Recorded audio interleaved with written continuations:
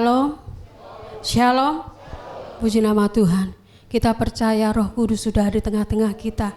Kita saat ini bersatu hati. Kita akan menyembah Tuhan. Kita akan berdoa. Biar Roh Kudus akan menjamah setiap kami, setiap melawat, setiap kita yang ada di sini, mengurapi dan berdaulat penuh atas kehidupan kita saat ini. Mari saat ini kita akan bersama-sama bersatu hati. Kita akan menyembah Tuhan. Kita mau mengundang Roh Kudus untuk hadir melawat setiap kami. Haleluya.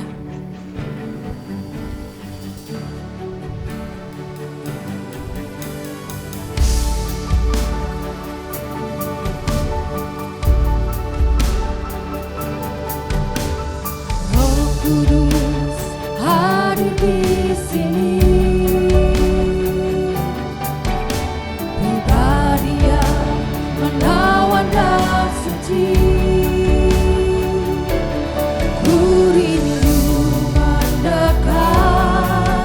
Mengerti hatimu, berjalan dalam kehendakmu.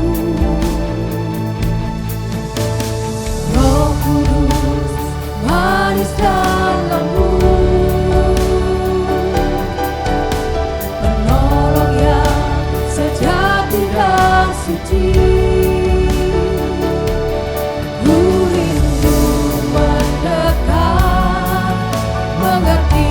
Hatimu berjalan dalam kuasa-Mu, bekerjalah ya Roh Kudus, melawat bertatalah lebih lagi urapanmu.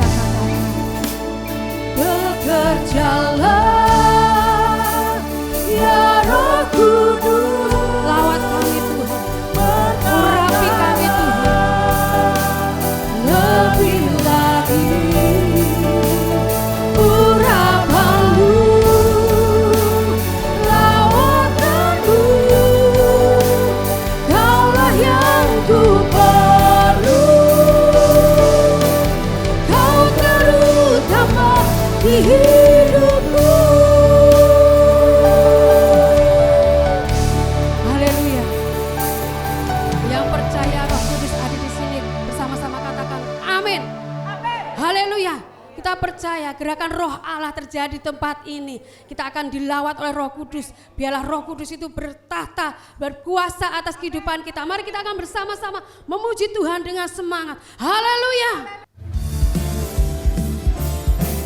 Mari kita akan bertepuk tangan.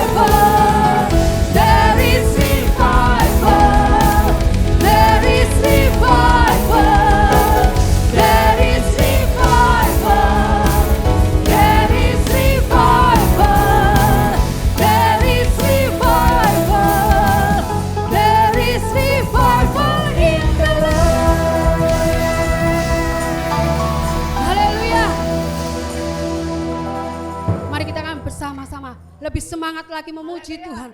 Karena api Roh Kudus akan menyala untuk membakar setiap kami. Haleluya.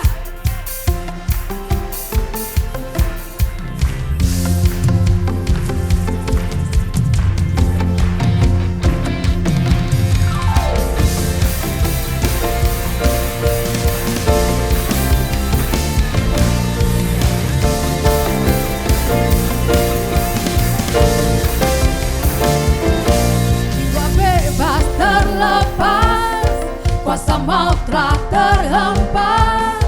Nama Yesus pemenang, nama Yesus jawaban. Langkah takkan berhenti, berlari sampai akhir. Sukan tinggi namanya, sukan ajaib namanya. Roh Kudus membakar setiap kami. Pujian bisa terjadi, mengalir kuasa-Mu, nyalakan api-Mu, ku nyanyi oh oh oh oh oh oh oh oh, tercurah kuasa-Mu, nyalakan api-Mu, ku nyanyi oh oh oh oh. Keajaiban terjadi.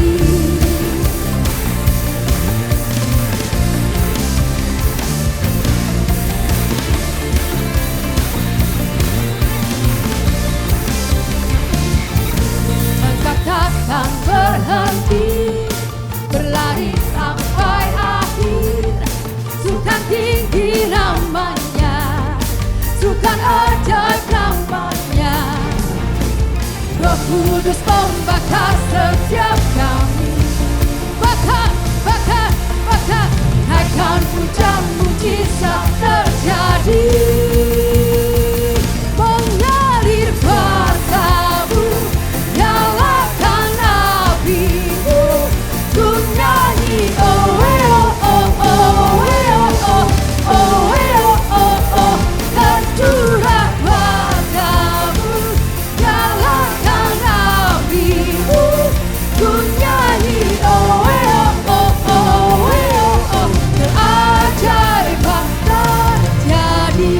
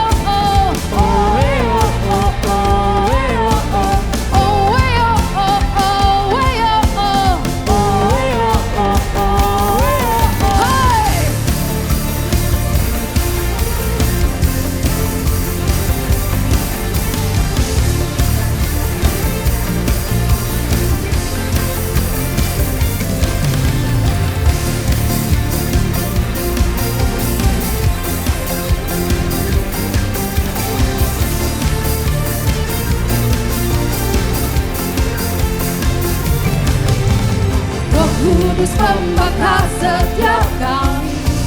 Bakar, bakar, bakar. Naikkan pujian mujizat terjadi.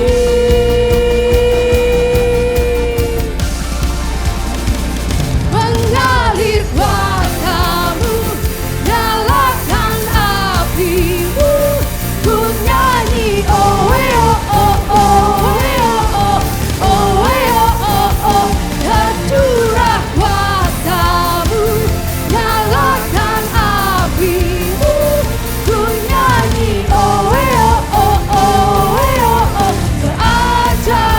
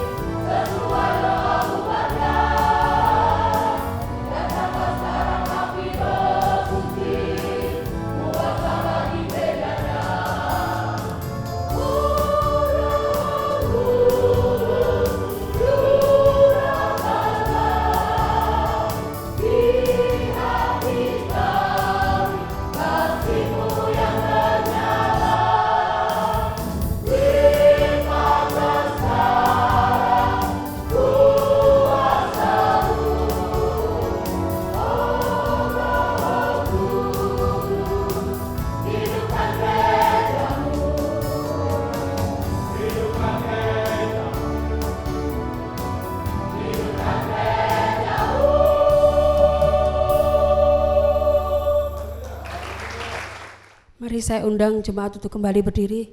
Kita akan persiapkan hati kita yang terbaik untuk firman Tuhan. Ini waktumu Roh Kudus untuk Engkau bekerja dalam kehidupan kami. Karena yang kami perlukan hanyalah Roh Kudus dalam kehidupan kami. Tanpa Engkau Roh Kudus kami tidak mampu. Oleh sebab itu kami perlu kuasa-Mu. Haleluya.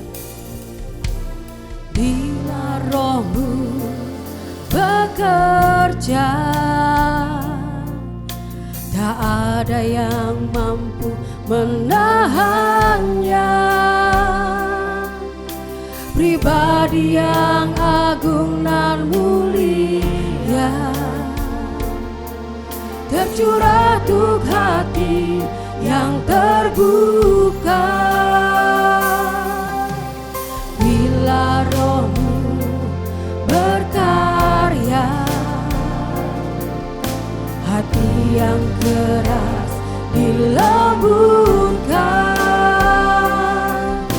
Tak ada yang mampu hentikan kuasa-Mu bekerja.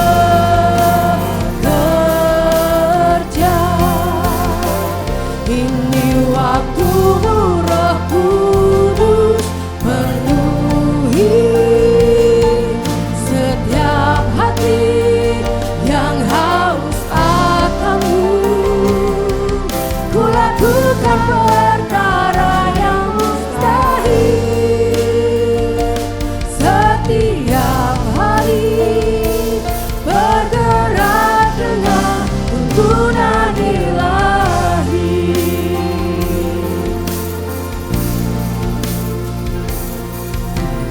Bila Roh-Mu berkarya, hati yang keras dilembutkan. Tak ada yang mampu hentikan kuasa-Mu bekerja.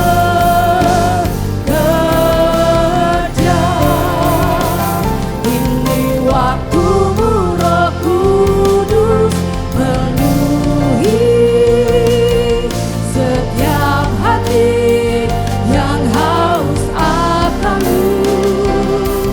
Ku lakukan perkara yang mustahil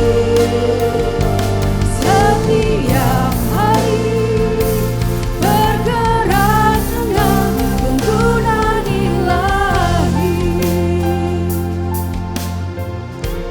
Inilah titik awal kebangkitan setiap anak Tuhan, yaitu datangnya Roh Kudus dalam kehidupan kami secara pribadi dan dalam gereja Tuhan. Terima kasih, kami sungguh siapkan hati kami untuk menerima benih-benih yang berharga.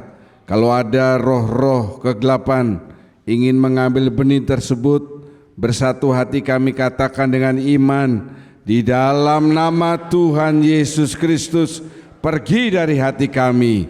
Terima kasih Bapa, di dalam nama Tuhan Yesus Kristus kami berdoa dan mengucap syukur. Semua yang diberkati Tuhan mari dengan amin. Terima kasih, silakan duduk. Shalom. Kurang. Shalom. Ya, jika saudara dalam keadaan tubuh yang sehat, karena Bapa senantiasa memberkati hidup saudara. Katakan haleluya dengan suara yang yakin. 2, 3, haleluya. Sekaligus selamat menyaksikan yang melihat melalui YouTube GKJ Family maupun tayangan televisi First Media. Tuhan Yesus memberkati. Bagi anak Tuhan yang hari ini enggak ke gereja, ya bukan karena berhalangan seperti Angelik atau Wiwit, tapi yang tidak datang itu dia tidak mengalami kebangkitan dalam hidupnya. Sebab roh, firman Tuhan mengatakan, roh itu yang memberi apa saudara? Hidup. Roh yang memberi hidup. Jadi saudara yang hadir hari ini, saudara adalah anak-anak Tuhan yang hidup dan tunjukkan bahwa memang saudara hidup. Haleluya. Ya. Firman Tuhan mengenai sejarah dan peran Roh Kudus. Saya agak cepat karena ini slide-nya agak panjang. Nanti saudara lihat di YouTube supaya saudara bertambah pengetahuannya, supaya saudara bisa menjadi apologet yang benar. Ya, kalau ada orang yang tanya, Yesus disebut anak Allah, Bapaknya ada kan? Ada. Bapak, Anak, Roh Kudus. Lalu ibunya siapa? Kalau saudara ditanya, mereka suka tanya seperti itu untuk menghina saudara. Ibunya siapa? Kalau saudara jawab Maria, habis saudara. Ya, kalau saudara jawab Maria, berarti Yesus bukan anak Allah, tapi anak Allah dan anaknya Bu Maria.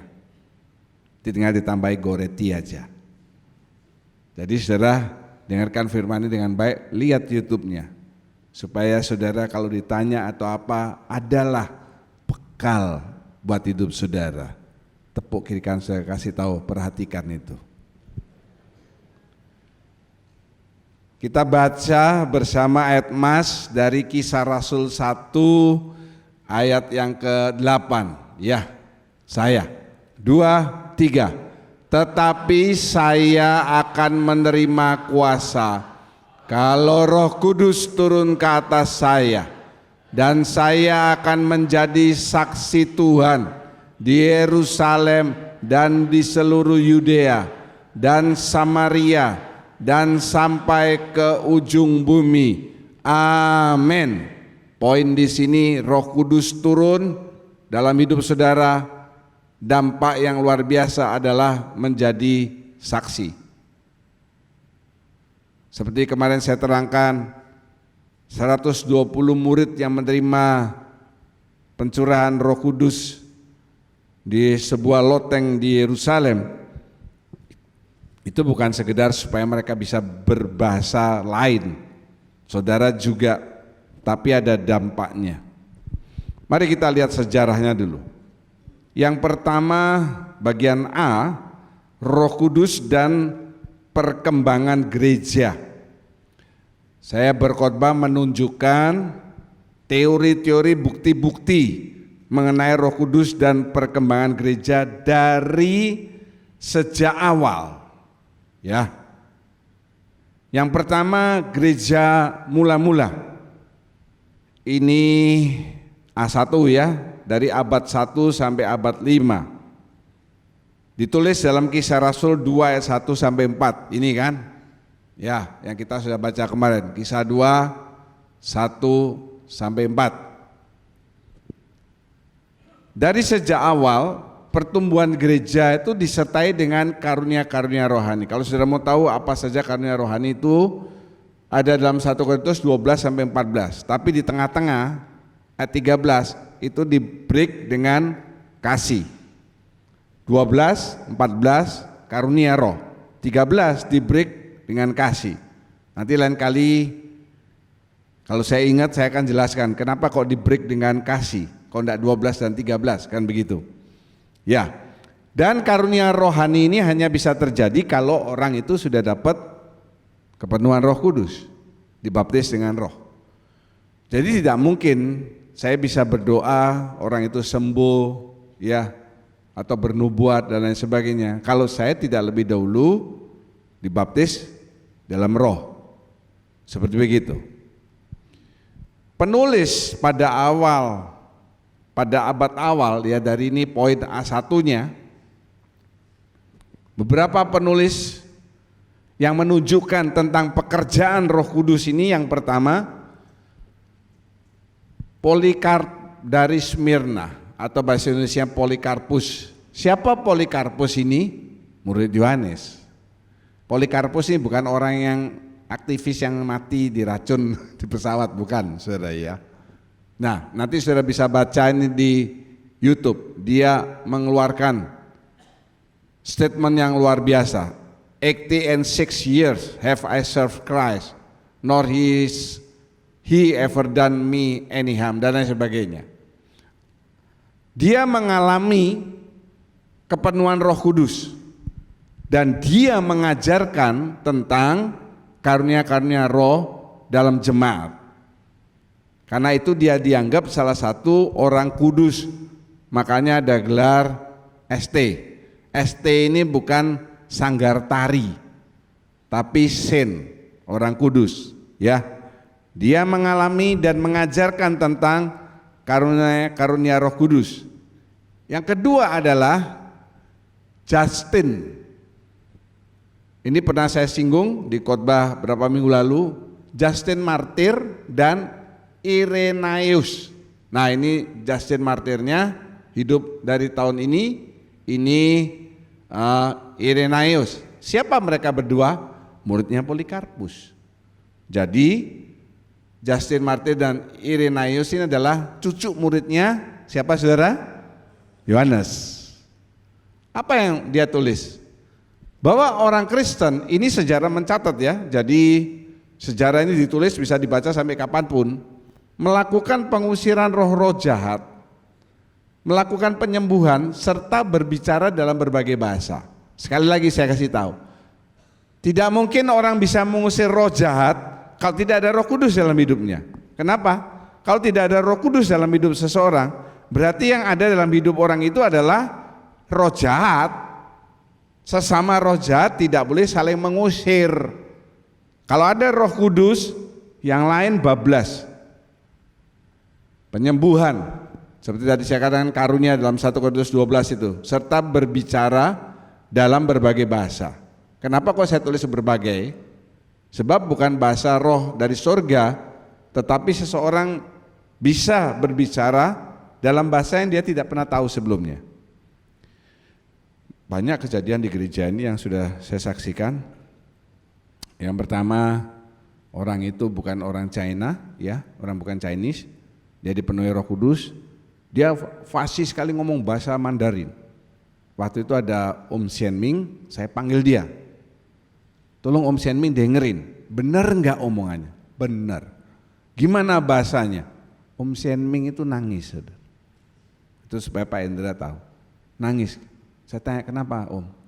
Wih, luar biasa omongannya. Menyaksikan kebesaran Tuhan dan semua. Dan itu Mandarin yang halus. Sesudah selesai berdoa, tak suruh Om Xian Ming aja omong bahasa Mandarin. Ya, gimana kabarnya? Ni hao ma. Dijawab, ma, ngawur sudah. Ada pembantu saya bisa berbahasa Jerman. Bisa Jerman. Sudah itu saya coba ngajak omong bahasa Jerman, yang saya tahu cuma apa? Ih libedih. Sampean tuh guyu ngerti apa ora itu. Saya mau libedih. Dia enggak ngerti apa. Apa Pak? Ah. Ya. Yang ketiga, Tertulian dari Kartage. Orang pertama yang mengembangkan doktrin Trinitas yang dipegang oleh gereja sampai sekarang. Jadi kalau saudara, ini pengetahuan buat saudara ya. Siapa yang mengembangkan doktrin Trinitas dalam gereja? Tertulian dari Kartage. Dia mengalami penglihatan saat berdoa dan dia mengalami kesembuhan dalam apa? Matanya. Matanya ini sudah hampir buta. Dia mengalami penglihatan dan kesembuhan dalam matanya. Karena apa? Karena dia juga mengalami kepenuhan Roh Kudus. Yang ketiga, Origen dari Alexandria. Ya. Origen dari Alexandria. Jika ini kan sudah lihat ya. Ini tahun hidupnya. Jadi dari mulai abad awal sampai abad 5, ini sudah tahun 253. Dia menulis jika orang Kristen hidup dalam doa, maka karunia-karunia rohani masih akan terjadi. Kalau saudara rajin datang dalam jam doa, maka saudara bisa mengusir setan, bisa menyembuhkan orang. Paling tidak mengusir setan yang mengganggu saudara, mengganggu rumah saudara. Tidak perlu minta tolong LCC, tidak perlu minta tolong saya, karena di dalam tangan saudara dan saya ada kuasa yang sama. Amin. yang sama, tergantung kita sering praktek apa enggak. Kalau saya jarang praktek ngomong bahasa Inggris, saya ngomongnya agak kaku. Kalau yang sering ngomong praktek bahasa Inggris, lebih lancar.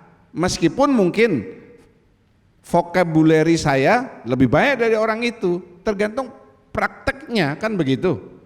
Jadi kalau saudara tidak punya jam doa, saya percaya saudara ngusir setan, dia akan ketawa. Dia bilang, sesama setan tidak boleh saling mengusir.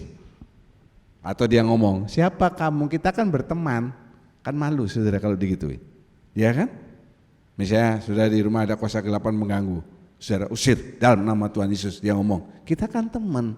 Kacau saudara. Coba lihat kiri kanan saudara, kasih tahu dia, kita kan teman. Lah sesama setan lah. Yang kelima, Agustin dari Hippo. Pada awalnya skeptis dia terhadap karunia rohani, dia tidak percaya, skeptis. Tapi pada akhir hidupnya dia mengakui keberadaan Roh Kudus dalam gereja. Kenapa? Karena dia dipenuhi oleh Roh Kudus. Pertama dia skeptis, anti begitu ya. Akhirnya dia mengalami dan mengakui adanya Roh Kudus di dalam gereja. Yang pertama itu abad awal. Kemudian kosong ya. Abad pertengahan dan reformasi, itu abad 13 sampai 16. Siapa saja penulis dan tokohnya? Yang pertama adalah Francis dari Assisi. Francis dari Assisi. Dia menulis dalam bukunya bahwa dia mengalami berbagai pengalaman rohani yang luar biasa. Pengalaman rohani itu seperti Tuhan bicara dengan dia, ya, dia mendapatkan penglihatan dan lain sebagainya. Saudara, kalau sudah dipenuhi Roh Tuhan, juga harus mengalami berbagai pengalaman rohani yang luar biasa. Bagaimana Roh Tuhan itu menolong saudara. Amin. Misalnya mau kecelakaan, detik mau kecelakaan, Tuhan bisa belokkan mobil saudara. Ya, adik saya Semi waktu dia jadi pimpinan cabang pembantu BII waktu itu, Bank Internasional Indonesia di Singaraja. Setiap Sabtu kan dia turun, ya. Terus Minggu malam dia balik, begitu. Waktu turun itu tikungan-tikungan gitu. Pas dia pulangnya malam karena ada keperluan hari Sabtu, remnya blong. Waktu dia dapat mobil dinas Timor, remnya blong. Untung dia masih ingat ngomong Yesus, tidak ngomong John Paul. Dia ngomong Yesus, mobilnya bisa berhenti. Dia turun, dia lihat bawahnya itu jurang. Itu pengalaman rohani, bukan pengalaman hidup dan mati. Saudara juga harus punya pengalaman begitu. Bu Rosalina, Bu Dia, saya, itu pengalaman rohani. Bagaimana Tuhan sembuhkan kanker bablas. Haleluya. Nah, dia juga dipakai menyembuhkan orang melalui penumpangan tangan.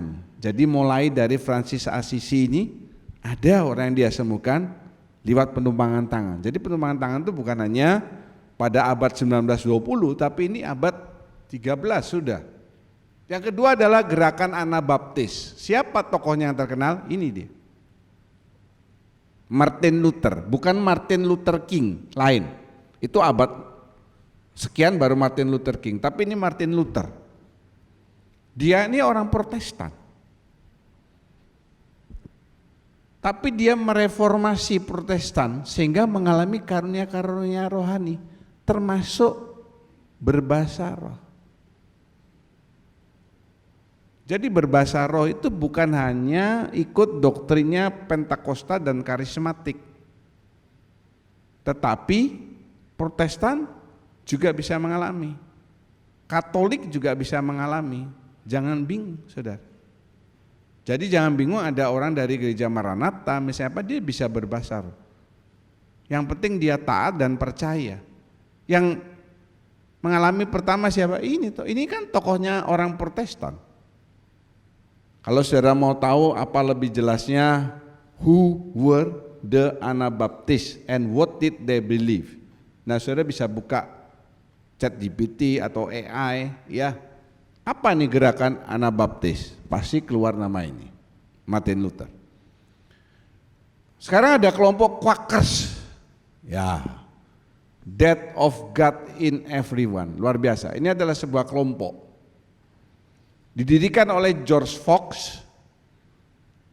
Kelompok Quakers ini mengajarkan hidup sederhana, mengajarkan percaya Tuhan masih berbicara melalui nubuat, dan meyakini orang percaya dapat mengalami kehadiran Roh Kudus. Sekarang ini kan masyarakat banyak, kalau ada yang dipenuhi Roh Kudus tidak heran. Tapi dulu abad-abad ini kan masyarakat tidak banyak, gereja tidak banyak. Kalau ada yang mengalami kepenuhan Roh Kudus, wah gempar, kan begitu. Kelompok Quakers ini mereka mengajarkan hidup sederhana, percaya Tuhan masih berbicara melalui nubuat, bahwa nubuat itu perkataan dari Tuhan, meyakini orang percaya dapat mengalami kehadiran Roh Kudus. Sekarang bagian ketiga, A3. Dari tahun 17 sampai 18. Tadi kan abad 13 sampai 16, ini abad 17 18. Ya. Tokoh yang terkenal adalah John Wesley. Kalau orang sekolah teologi, kalau bicara kekristenan, setiap orang yang sekolah teologi wajib membaca bukunya John Wesley. Berapa banyak bukunya? Banyak. Ini teolog yang luar biasa, ya, dari abad 19, John Wesley. Saya bangga membicarakan dia karena ada garis keturunan. Kalau John Lennon putus garis keturunannya. Dia pendiri gereja Metodis. Gereja Metodis itu ada sampai sekarang di Denpasar, ada banyak gereja Metodis. Menekankan keselamatan datang bukan dari perbuatan baik tetapi dari iman. Ini sesuai prinsip firman Tuhan. Kamu diselamatkan bukan karena perbuatan baikmu, tapi karena iman kepada Tuhan Yesus Kristus. John Wesley ini mengalami kepenuhan Roh Kudus dan dia mengadakan KKR dimulai dari England dan dilanjutkan di Amerika Serikat. Inilah kebaktian kebangunan rohani pertama di dunia, John Wesley. Karena dia dipenuhi Roh Kudus seperti firman Tuhan, begitu Petrus dipenuhi Roh Kudus, dia berani berkhotbah, 3.000 orang dibaptis sekali berkhotbah. Sekarang 3.000 kali khotbah baru 1 orang dibaptis. Kalau dulu sekali khotbah 3.000 orang diselamatkan, ya. Kemudian yang kedua, ini juga kalau sekolah teologi wajib membaca bukunya ini. Teolog-teolog yang terkenal saya keluarin kan banyak, tapi ini yang top. Charles Finney, ya, dia membuat Finney Systematic Theology. Coba lihat, From America's Greatest Revivalist. Greatest Revival di Amerika. Nah, Charles Finney ini, dia mengajarkan tentang baptisan Roh Kudus yang memberikan kuasa dalam pelayanan. Saya menunjuk pelayan-pelayan Tuhan itu tidak sembarangan. Pastinya saya dalam doa, ya. Tapi syarat pertama, kalau dia mau melayani Tuhan, dia harus sudah dibaptis dalam Roh, pasti. Karena apa? Karena itu fire, api yang memberikan semangat dalam diri seseorang untuk terus melakukan pelayanan, bukan maju mundur tergantung moodnya, bukan begitu. Jadi kalau saudara ada api Roh Kudus, apapun pelayanan saudara tidak harus di mimbar. Saudara tetap punya semangat yang membara dulu, sekarang, sampai nanti. Haleluya. Nah itu. Enggak, kalau ada waktu melayani, enggak ada waktu ditinggal begitu saja. Enggak begitu. sebab pelayanan adalah sebuah kehormatan. Haleluya. Itu kan prinsipnya kita dulus. Melayani adalah sebuah kehormatan. Sekarang gerakan Pentakosta. Nah, ini dari tahun 1900. Sampai kapan? Sampai sekarang. Ini yang paling dekat dengan kita berarti. Karena banyak di antara saudara yang lahirnya kan kepalanya 19 kan.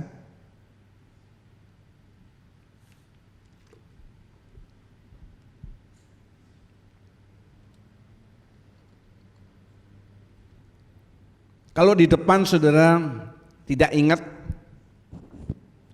tidak apa-apa. Tapi kalau saudara mau menjadi apologet,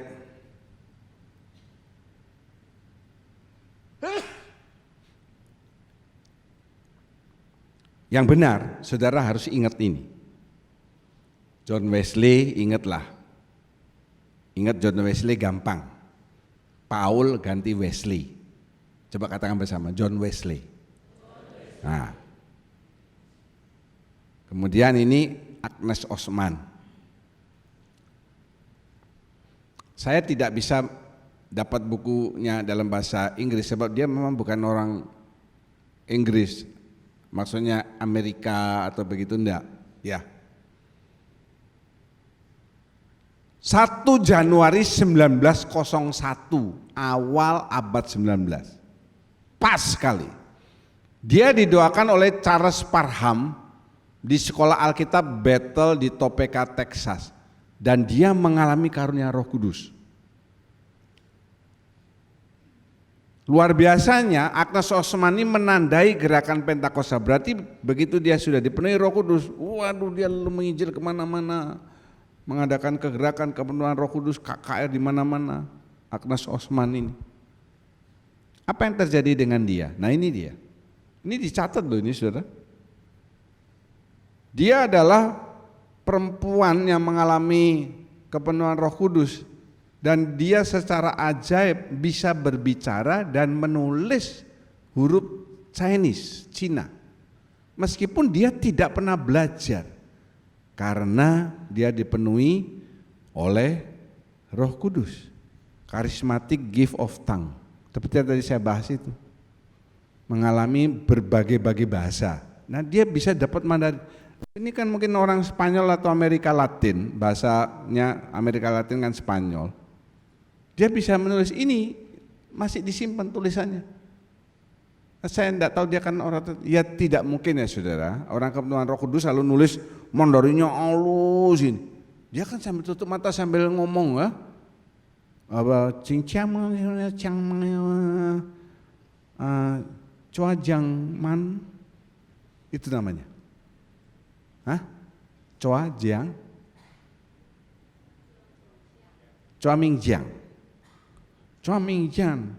Haya, dapat dari Chang Shuang. Tarjah nulisnya persis. Kan sambil gini-gini ya, tapi ini orang ada yang membaca ini adalah huruf-huruf Mandarin. Agnes Osman. Kemudian yang kedua, ini yang penting saudara harus ingat. Azusa Street. Di gereja-gereja Pentakosta, aliran GBI atau GBDI, ini sering disebut. Kalau perayaan Pentakosta, saya juga beberapa kali bahas soal Azusa Street. Apa ini Azusa Street ini? Waktu itu William J. Seymour, ya, dia mengadakan sermon, khotbah di mana? Di sini, Jalan Azusa, dan terjadi kegerakan rohani yang luar biasa besar-besaran sampai masuk koran. Kalau saudara lihat di sini ya, ada yang bisa baca ini tahun berapa nih saudara? 1906. Betul ya? Saya pakai kaca pembesar, dilihat. 1906. Masuk koran. Pentecost has come. Ya. ini mulai gerakan Pentakosta yang luar biasa di abad kita hidup ini. Kan rata-rata di sini 80% lahirnya kepala 19 kan. Ini sudah harus ingat.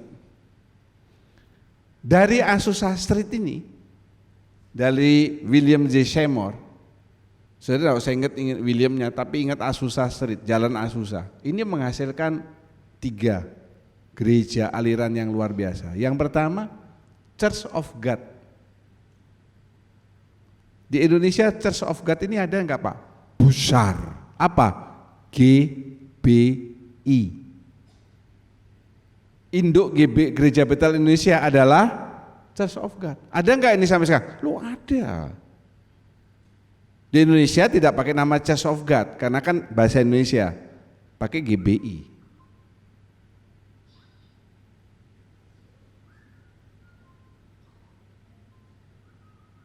Pak Har, matiin dong Pak, kalau lagi ibadah jangan jualan Pak. Oh, mungkin saudara lagi dapatkan Shopee saudara, pulang ini semua dapat Shopee.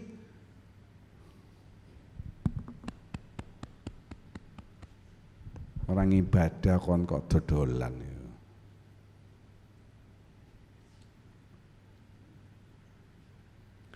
Yang kedua, menghasilkan organisasi Assemblies of God. Ada enggak di Indonesia? Ada. Apa? Gereja Sidang Jemaat Allah. Apa itu saudara? GSJA. Luar biasa loh William J. Seymour. Yang ketiga, The Four Square Church. Kenapa Four Square? Karena ini 4 kan? Penyelamat, penyembuh, pembaptis, dan raja yang akan datang. Raja yang datang. Four Square. Makanya ini kan, ini simbolnya. 1, 2, 3, 4 ini kan. 1, 2, 3, 4. Sama kan? Apa gereja di Indonesia? Gereja Pantekosta di Indonesia. Disingkat apa saudara? Ini 3 alirannya gede-gede di Indonesia. Kalau GBT, Gereja Betel Tabernakel gimana? Kalah jauh sama 3 organisasi ini. Itu karena Azusa Street. Makanya saya katakan kan, khususnya di gereja-gereja GBI, Gereja Betel Indonesia, pasti dibahas. Karena ini sejarah awalnya mereka. Sekarang yang paling dekat, gerakan karismatik mulai 1960 sampai sekarang. Saya keluarin gambarnya ini, lihat ya. Ini jelas-jelas gereja apa nih saudara? Hah? Katolik. Jangan ragu-ragu kalau saya jawab. 2 tokoh yang terkenal, yang pertama adalah Kathryn Kuhlman. Wah ini luar biasa. Saya baca bukunya waktu saya masih pemuda ya. Saya suka dengar orang bicara tentang dia. Saya cari tahu bukunya waktu saya sekolah Alkitab. Kathryn Kuhlman, waduh luar biasa. Luar biasa. Dia seperti rasul. Sapu tangannya dibawa ke sana sini, itu menyembuhkan orang. Ya, mengusir kuasa kegelapan, menghancurkan roh jahat yang menguasai satu daerah. Itu luar biasa. Tapi masanya orang ini lumpuh. Lumpuh di kursi roda. Itu yang seperti saya katakan, itu karunia. Dia bisa menyembuhkan, mengusir setan. Tapi itu seperti duri dalam daging. Dia tidak bisa menyembuhkan lumpuhnya sendiri. Ya nggak tahu apa maksud Tuhan, ya mungkin supaya tidak sombong kan begitu. Ini juga luar biasa, penginjil yang paling luar biasa. Oral Roberts. Selain Billy Graham, ini Oral Roberts. Sampai sekarang ada universitasnya. Dulu saya pernah mau sekolah ke sana. Oral Roberts University. Besar sekali sekolahnya di Amerika. Bukan sekolah teologi, macam-macam. Ada teologi. Ini 2 tokohnya yang terkenal. Sekarang kita masuk bagian B. Pengaruh positif gerakan Pentakosta dan karismatik. Kalau saudara ditanya sama orang, gerejamu GBT itu alirannya apa? Pentakosta atau karismatik? Apa saudara? Ragu-ragu kan? Tak kasih tahu yang betul yang mana.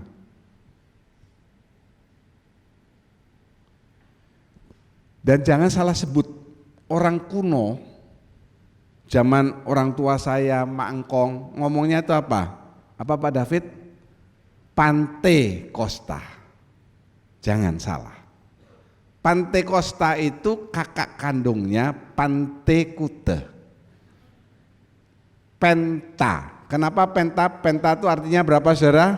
50. Kan begitu pelajaran saudara waktu SMP. Penta 50. Kalau sewindu berapa saudara? Waduh, ora iso.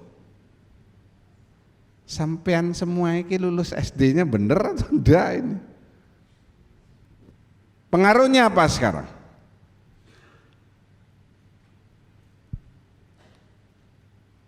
Pengaruh positifnya adalah munculnya pujian dan penyembahan yang dinamis dan bergairah. Ini maaf saya harus buka sendiri tentang gereja kita. Pak David Eli ini orang yang lama di gereja, bahkan beliau ada sebelum menikah. Ayahandanya dan ayahandanya Ibu Fumi, Bapak Hermon Eli almarhum masih ada. Nah saya mau tanya sama Pak David dan Bu Fumi, dulu di gereja kita ada enggak seperti penyembahan yang seperti sekarang ini? Enggak ada. Ya, enggak ada. Pujiannya dinamis bergairah, ada choir, lompat-lompat. Kalau zaman dulu tuh saya ingat yang paling semangat tuh dua sejoli. Saya kan sekretaris gereja, saya selalu menduetkan Bapak Simeon Jigre dan Bapak Lim Sien Ming sebagai pemimpin pujian. Kalau Pak David ingat, mereka berdua kalau nyanyi, yang satu begini, yang satu gini. Setelah itu tangan sebelah kiri, satu sebelah kanan, jadi gini. Hari ini, yang satunya hari ini. Jadi saya bilang apa? Dua duet pompa ban. Maaf ya Pak Indra, guyon saja. Yang kedua, dulu gereja kita juga tidak ada pemuritan. Pemuritan itu seperti apa Pak? SMS itu loh, itu kelas pemuritan. Ya, dan dipacu melakukan penginjilan. Tidak perlu saudara ke pasar, ke lapangan, bawa speaker, lalu berkhotbah, tidak perlu seperti begitu. Tapi dari hal yang paling sederhana, bolak-balik saya berkatakan, saudara bisa pasang flyer adanya ibadah besok, flyer ayat-ayat, jadi orang yang baca bisa lihat.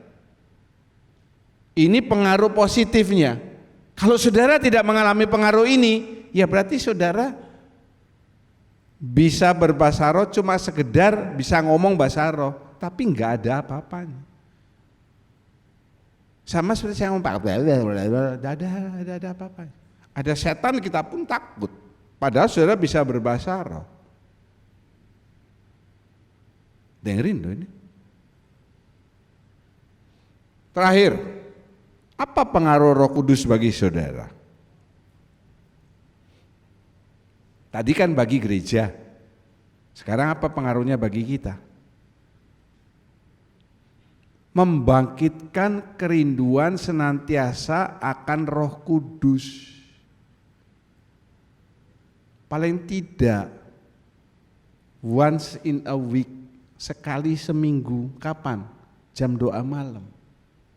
Sudah datang, sudah bisa berdoa bahasa roh dengan bebas. Ya, kemarin yang datang saya doakan, karena mereka rindu akan Roh Kudus. Hari ini I'm sorry, kalau saya doakan saudara semua waktunya tidak cukup dan saya bisa pingsan, karena mendoakan orang itu rohnya kesedot saudara. Luar biasa Roh Kudusnya kan di sini, nanti saudara lihat aja di YouTube. What the Holy Spirit does, apa yang dia kerjakan ini loh. Kalau saudara sampai lihat hal ini dan saudara tidak rindu, saya nggak tahu mesti ngomong apa lagi. Memberikan keregaan, menuntun saudara, membangkitkan semangat, ya dan lain sebagainya. Ada ayatnya semua. Ini perlunya Roh Kudus, sebab sekarang saya selalu ngajar di kelas CG kalau sudah lulus SMS baptisan Roh Kudus. Yang sekarang bekerja ini bukan Tuhan Yesus, kan saya sudah ngomong waktu kenaikan Tuhan. Tak kasih ayatnya, dia ngomong it is finished, sudah genap, sudah selesai. Sekarang pekerjaan Roh Kudus. Jadi kita perlu toh. Kenapa saudara punya masalah, punya sakit penyakit, punya ini itu, gak selesai-selesai dalam hidup saudara? Sebab saudara tidak sohib sama Roh Kudus. Yang kedua, mendorong saudara untuk hidup dalam kebenaran dan punya nafas doa yang teratur. Lihatin nih, kata-kata ini bagus sekali. True prayer is a way of life, not an emergency detour. Pendoa yang benar itu seperti jalan hidupnya, way of life. Saudara makan, ini way of life. Nafas, way of life. Bukan hanya pas saat darurat. Kalau saat darurat ini saudara lagi di UGD. Apa singkatan UGD saudara? Nggak ngerti UGD itu singkatannya apa? Uber, Grab, The Maxim. Saudara masuk UGD. Jadi kalau penting, darurat baru, oh Tuhan, tolong Tuhan, tangis itu. Begitu selesai masalahnya, di doa malam hilang orang. Nanti ada masalah lagi, itu saudara masuk UGD. Apa perlu saudara masuk UGD baru teriak sama Tuhan? Jadikan tuh habit. Haleluya, haleluya, way of life saudara. Sehingga tidak begitu saudara perlu Tuhan baru saudara doa nangis-nangis. Yang ketiga, semangat dalam memenangkan jiwa dan melakukan pelayanan. Pelayanan yang dilakukan tuh bisa macam-macam. Puji syukur tahun ini gereja sudah ada 2 pelayanan ekstern, ya. Pelayanan itu pelayanan yang kita tidak memikirkan timbal balik. Jadi supaya saudara tahu, untuk kita pelayanan di rumah singgah, kita setiap bulan itu memberikan dana. Betul ya Bu Nini? Bukan 100.000, bunyinya juta ke rumah singgah itu. Untuk apa? Untuk membantu dia bayar listrik, bayar apa. Kemudian setiap kali kita datang, kita bawa konsumsi. Demikian pula di pelayanan bedeng. Pelayanan rumah singgah, ada yang bisa datang ke gereja di sini, ada. Tetapi kalau dia sudah sembuh, dia pulang ke pulaunya. Mana Charles? Ya benar ya Charles ya. Hari ini yang kamu bawa dari rumah singgah berapa? Hah? 1 saja. Yang lain kan sudah pulang. Ya. Kita tidak mengharapkan mereka jadi jemaat di sini. Rumah bedeng. Bedengnya tempatnya jauh. Mereka maaf kata pekerja kelas rendah. Minggu disuruh masuk. Kita tidak mengharap mereka ke sini. Kalau mereka ke gereja yang dekat di sana ya, mereka bisa jalan, silakan. Tidak apa-apa. Yang penting kita menabur. Haleluya.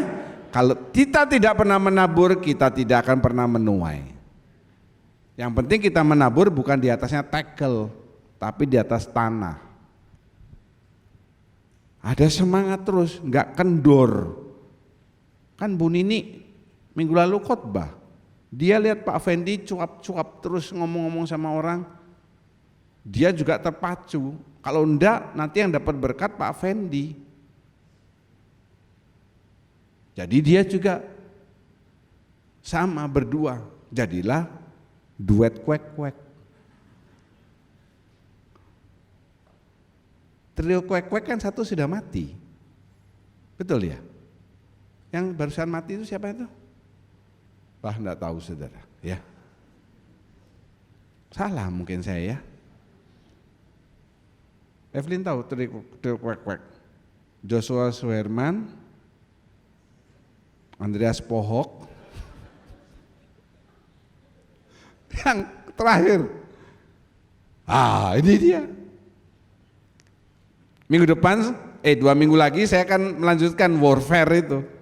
Membuat saudara senantiasa waspada, senantiasa berjaga-jaga dalam menantikan kedatangan Tuhan. Saya tuh senang lihat film ya. Kalau perang zaman dulu, entah perang kerajaan Cina, perang Romawi yang paling banyak di YouTube, itu saya senang lihat peperangan itu. Seringkali orang kalah itu karena dia diserang mendadak. Di Alkitab juga begitu, ya kan? Gideon menghancurkan musuhnya pada saat orang-orang itu masih tidur, diserang pagi-pagi buta atau tengah malam mendadak. Kapan malam-malam atau pagi-pagi buta? Pagi-pagi buta itu maksudnya pagi tapi masih tidak bisa lihat apa-apa. Jam 4 itu sudah pagi, tapi kita lihat kadang jam 5 saja lihat masih gelap kan kalau di Bali. Kalau di Jawa jam 5 udah terang. Apa artinya? Sekarang ini keadaan dunia itu sudah pagi-pagi buta, gelap. Nanti ya, lagi 3 minggu saudara bawa anak-anak saudara, saya lagi ngumpulkan bahan-bahan tentang bagaimana jahatnya pelecehan seksual terhadap anak-anak laki, perempuan, remaja, dewasa juga. Jahat. Saya mendapatkan teori-teori yang sebelumnya saya tidak tahu masalah itu. Nah, saudara masih tahu. Kalau misalnya seperti saya tanya sama saudara, palingan hanya tidak sampai 5 yang tahu apa itu child grooming. Saya tahu? Bu Elis? Child grooming itu yang sekarang lagi merajalela. Saudara yang sudah remaja, pemuda, tidak luput dari pelecehan seksual. Ada ndak orang yang di sini saya ndak bisa lihat karena silau.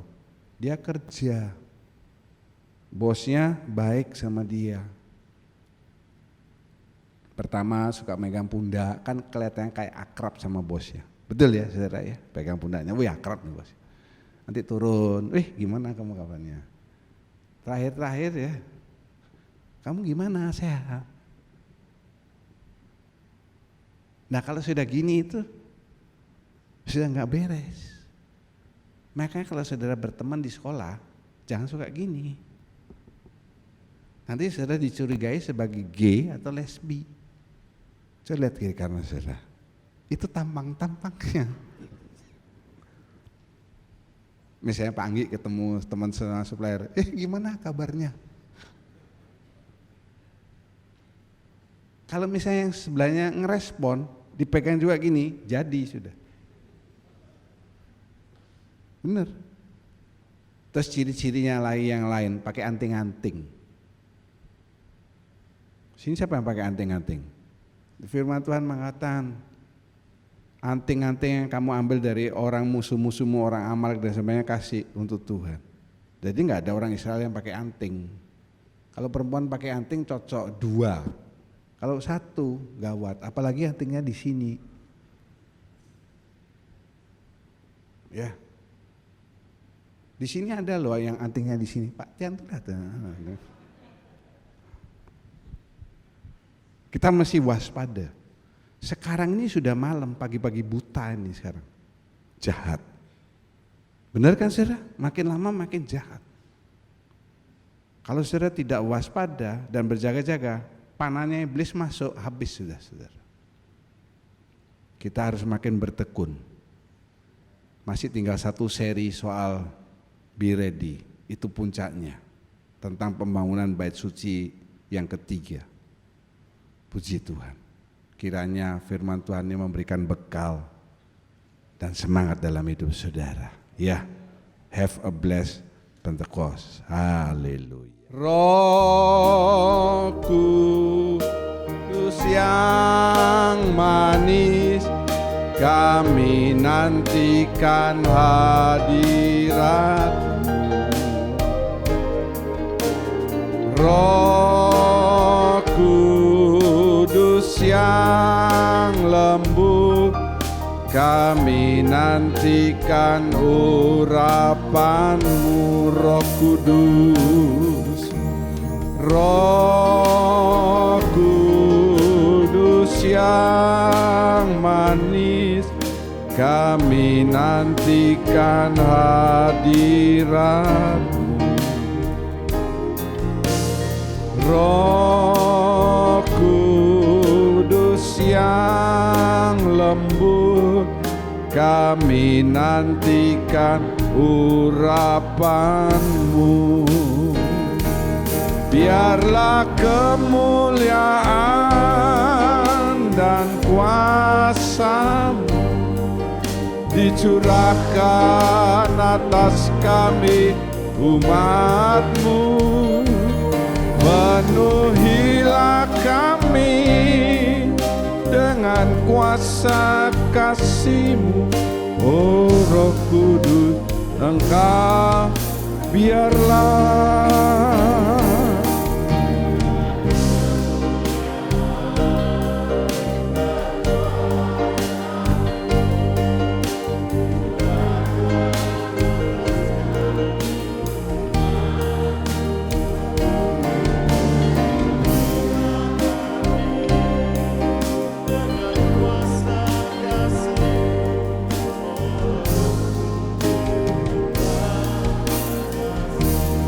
Sekarang saudara nyanyikan dengan hati saudara. Tidak perlu melihat ke slide-nya, dimatikan saja. Tidak semuanya merindukan Roh Kudus ya. Jadi tergantung saudara. Menyanyi ini seperti mencangkul hati saudara. Kalau memang saudara membutuhkan, I need Holy Spirit, seperti rusa yang merindukan air, saudara akan nyanyi dengan kerinduan dari hati saudara. Roh Kudus yang manis, kami nantikan hadirat-Mu. Lembut. Roh Kudus yang lembut, kami nantikan sekali lagi manis. Roh Kudus yang manis, kami nantikan hadirat-Mu. Roh Kudus yang lembut, kami nantikan keluarkan dari hatimu. Biarlah kemuliaan dan kuasa-Mu dicurahkan atas kami umat-Mu. Penuhilah kami dengan kuasa kasih-Mu, oh Roh Kudus, Engkau biarlah kemuliaan dan kuasa-Mu dicurahkan atas kami umat-Mu. Penuhilah kami dengan kuasa kasih-Mu, oh Roh Kudus, Engkau kekasih-Ku.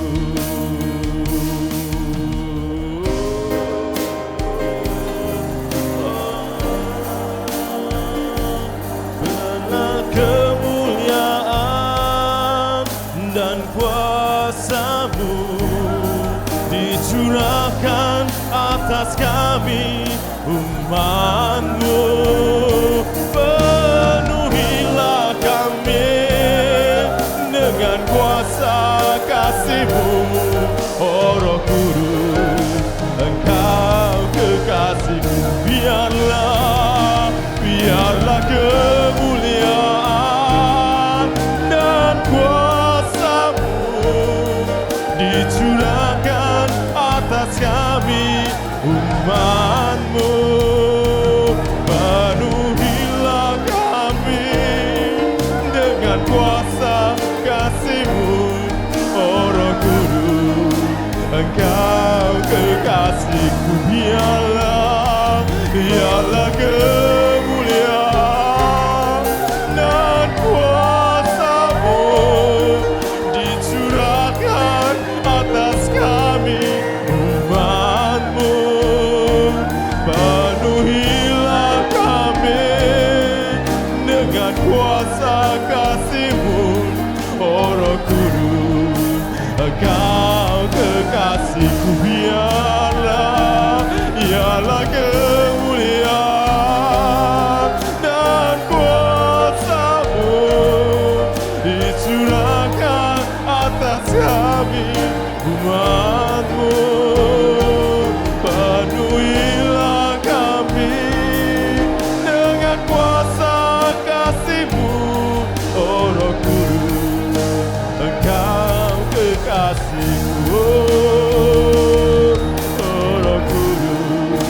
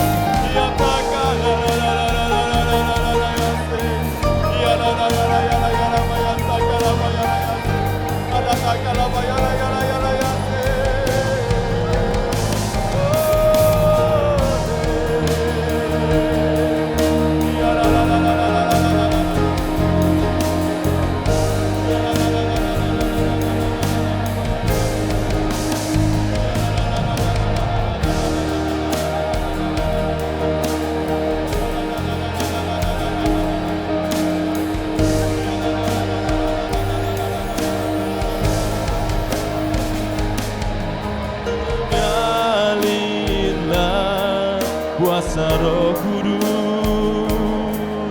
mengalirlah di tempat ini, mengalirlah, oh Roh Kudus, hidupku, mengalirlah kuasa Roh Kudus, mengalirlah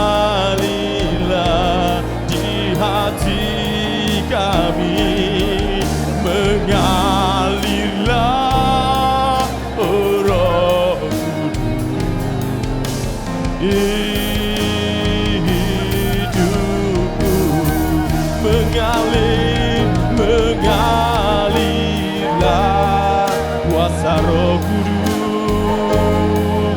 mengalirlah di tempat ini, mengalirlah, oh Roh Kudus, di hidup, Holy Spirit fill, mengalirlah kuasa Roh Kudus, mengalirlah di hati ini, mengalirlah, oh Roh Kudus, di hidupku.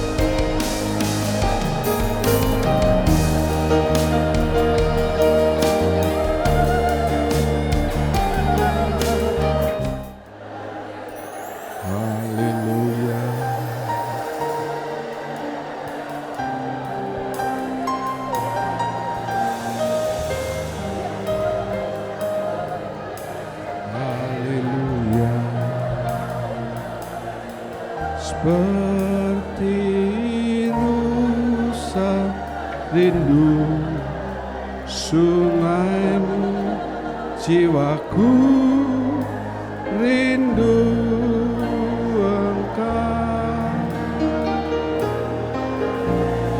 Kaulah Tuhan hasrat hatiku, ku rindu menyembahmu. Seperti rusa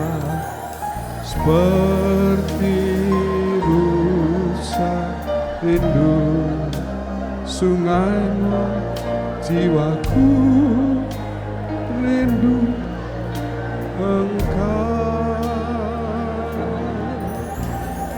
Kaulah Tuhan hasrat hatiku, ku rindu menyembahmu. Engkau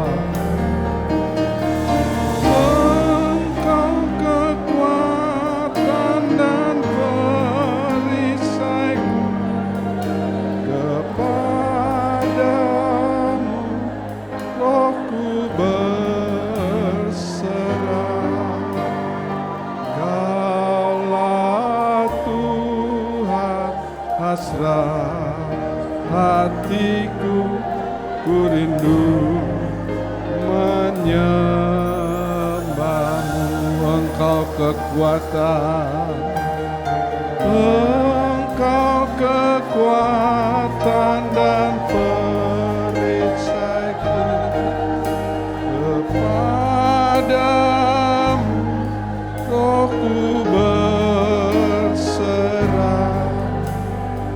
Kaulah Tuhan anakmu hatiku, ku rindu menyembahmu. Yesus, Yesus, Yesus, berarti bagiku.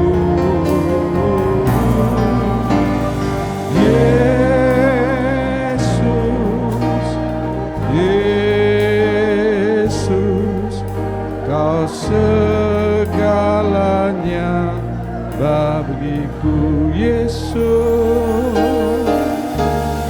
Yesus, Yesus. Kau berarti bagiku.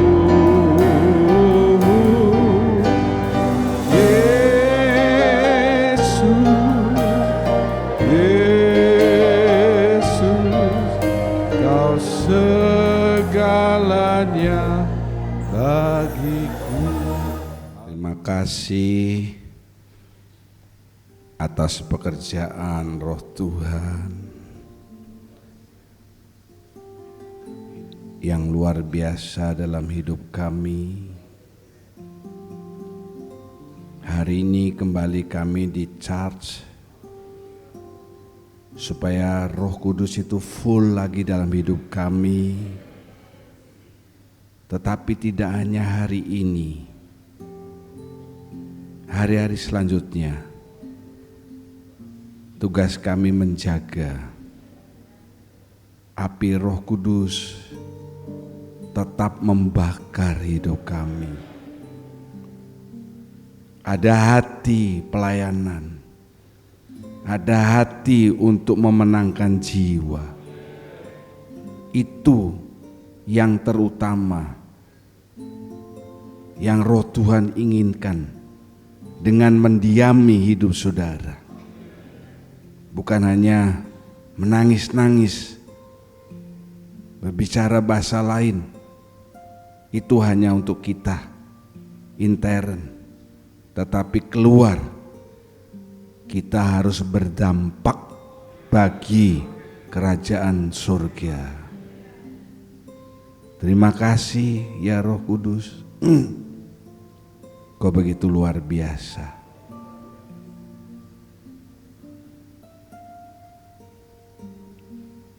hati yang kering dibasahi dengan limpahnya hari ini.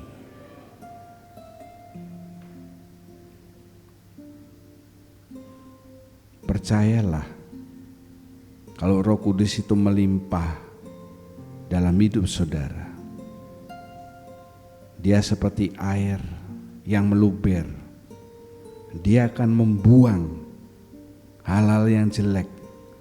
Dia juga bisa membuang sakit penyakit saudara. Air yang meluber itu juga bisa membuang masalah saudara.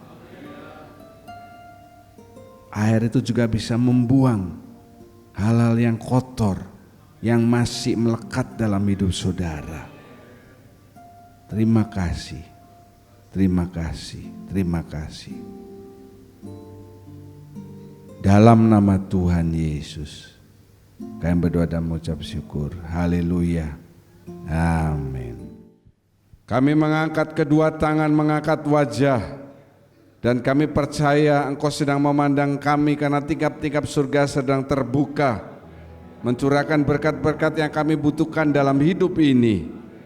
Tuhan memberkati persembahan yang sudah diberikan. Setiap pelayan kemah suci hari ini, anugerah Tuhan ditambahkan dalam hidup saudara. Tangan-tangan memberikan persembahan kudus, engkau menggenapi perjanjian dengan Tuhan. Sebaliknya, janji-janji Tuhan yang ya dan amin pasti akan digenapkan dalam kehidupanmu sesuai dengan kejujuran yang kau berikan kepada Tuhan. Terima kasih untuk hari yang luar biasa, untuk pencurahan Roh Kudus. Memberkati anak-anakmu yang sudah hadir hari ini.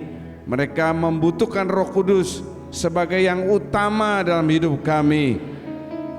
Biarlah Roh Kudus tetap mendiami hidup kami, bukan hanya sekedar nempel dan hilang, tetapi terus ada dalam hidup kami.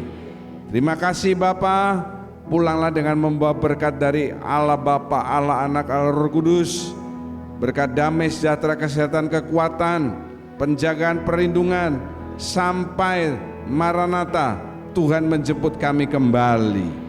Segala puji syukur kami naikkan di dalam nama Tuhan Yesus Kristus. Kami berdoa dan mengucap syukur. Haleluya. Kami terima berkat-Mu Bapa, kasih setia dari Tuhan Yesus, pengurapan dari Roh Kudus sampai selamanya. Kami terima berkat-Mu Bapa, kasih setia dari Tuhan Yesus, pengurapan dari Roh Kudus sampai selamanya.